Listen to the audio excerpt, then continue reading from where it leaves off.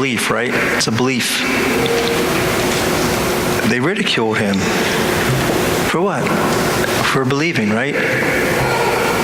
For believing. There's a scientific study that took place called the placebo effect. Some of you probably heard of it. We know what a placebo is. It's just a little tablet, sugar and water.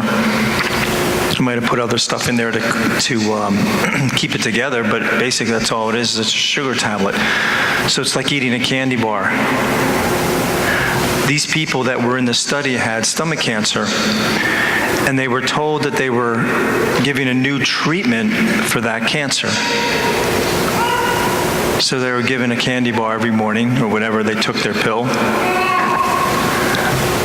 This is how the people that had that placebo responded.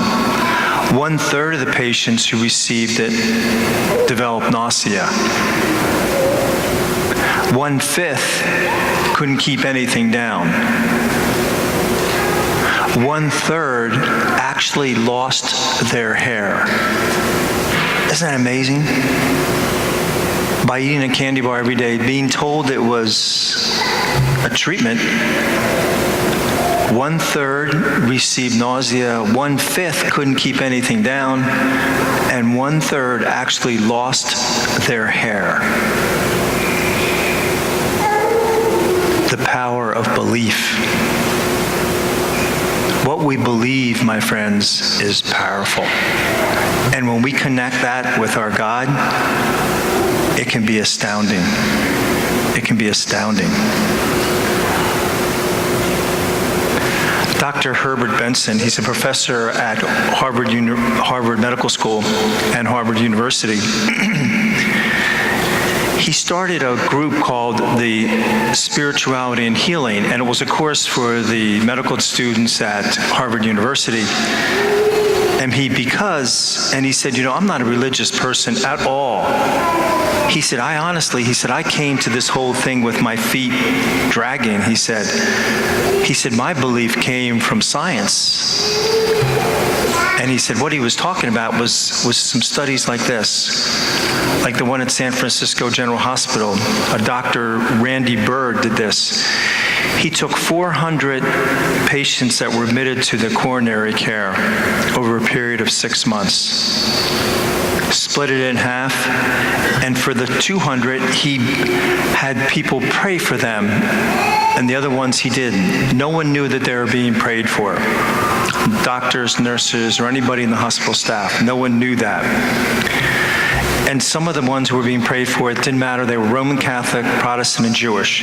But the only thing was, if you said you were going to do it, you needed to pray every day for a certain amount of time for one patient.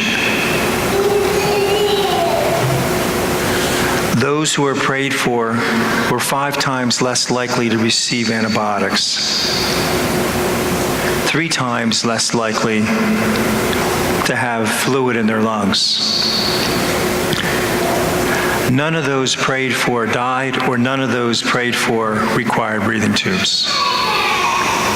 And there's a follow-up study that talked about those that are very religious, and those results are even more astounding.